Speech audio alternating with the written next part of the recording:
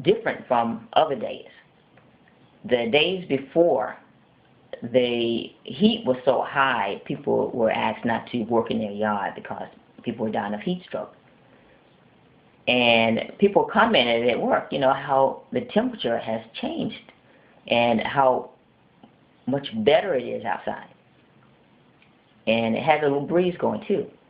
And I was going home that day, and I got to my exit, and it felt like I drove into something. And it felt really different. You could say uplifting, but it was a little bit something more. It was something more about it, and the feeling, I felt that I was going to die, because there was something marvelous. It was like the heavens had opened or something. It was I don't know, it was kind of strange, but it was great. And I truly felt that it was spiritual and that the heavens had opened. I was really going through an interesting time.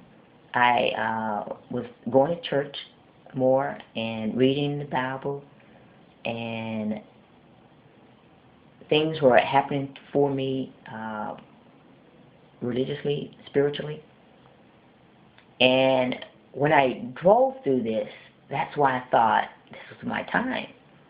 And so I'm going home, and I'm getting ready to go on my drive, and I notice my neighbor's out there working. And I'm thinking, why is he out there? He knows about the heat index. But then I realized that's not the case today, that it's much better today. And I thought maybe he's out there trying to get some work done before, maybe it starts back tomorrow. So I'm going in the house, and I'm thinking, maybe this is my last day. Do I need to make some phone calls? Because I might not wake up in the morning. And I go to bed. I wake up because there's a knocking at the door, a ringing bell. And I find out my neighbor died. And as I'm walking over there, and I'm standing in front of his house, I'm thinking it wasn't for me, it was for him. But I was given the right to feel what it was like, even if it was a moment. I don't know if I received this the whole time I was driving, or if I just received a moment of it. Whatever was there for him, was coming for him, touched me as well.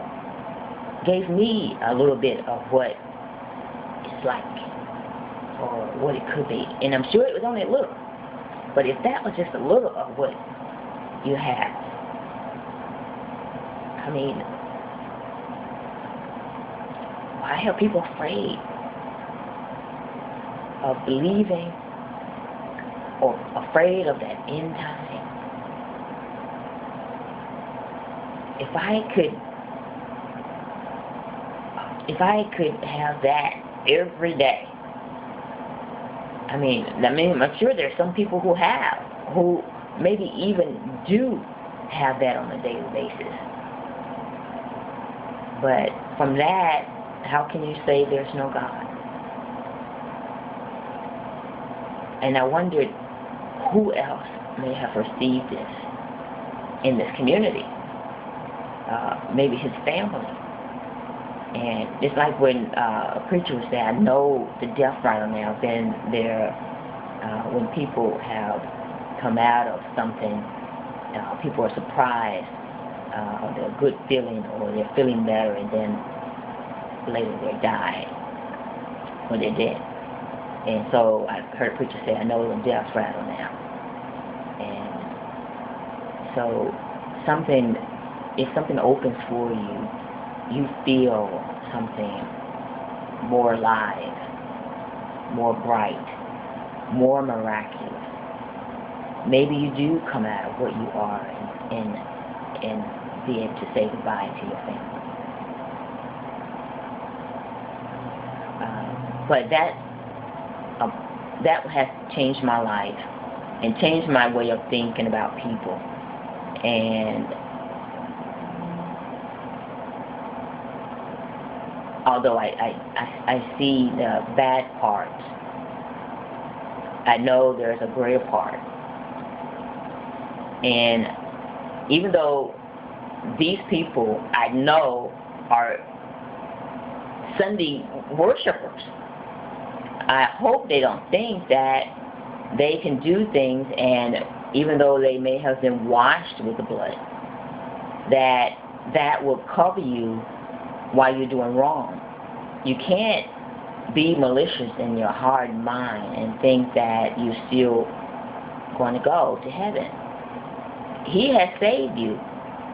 You're saved by the blood. But doesn't mean that you will be taken up if you continually doing wrong. A priest could be a serial killer and on his deathbed could want to continue to kill, but he's not going to go to heaven because he's satisfied with doing wrong. That's the way I feel, and maybe I'm wrong, but I don't think you can continue doing bad and think that it's okay that in the end you're still going up because you've been washed. I don't think that's how it happens. And I'm not going to react in a certain way to take away what the Lord has given to me. But I want to make sure that others who are going through this can say, I'm not the only one. I was listening to Adrian Rogers the other day, and he was saying that when you do feel the presence, you don't care. You feel obligated to act, to report things. And people have come to me and say, don't do this, don't say anything, don't act this way, don't act as in making reports and reporting it or doing anything, probably even making this video, because you step ahead of God. God does not want you to sit and do nothing. You pray and you act.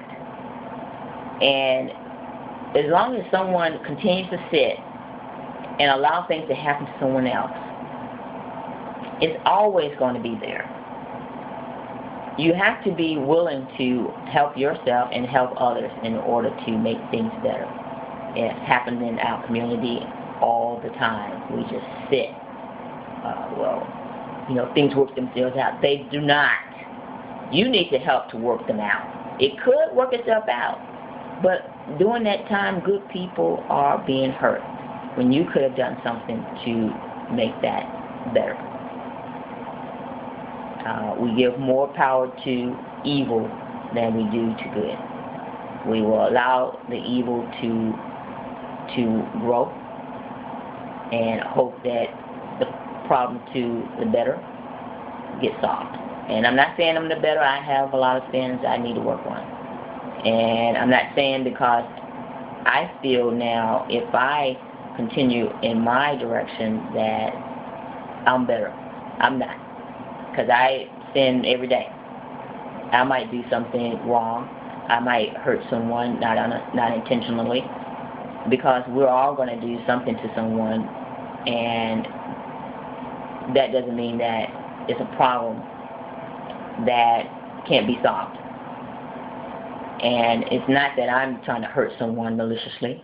I'm not trying to hurt someone by health or fatally, but I do sin, whatever the sin might be, and it's towards me that the problem is.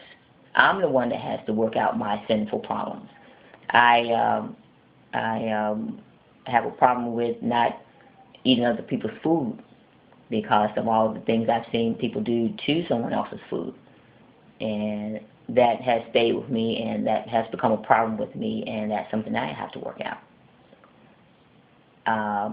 I have to wear a hat now because of these particles, and not because I've always been cold. I hadn't gotten over the cold part because I had gone through menopause some years back, and now I'm walking around with a shirt on and no coat.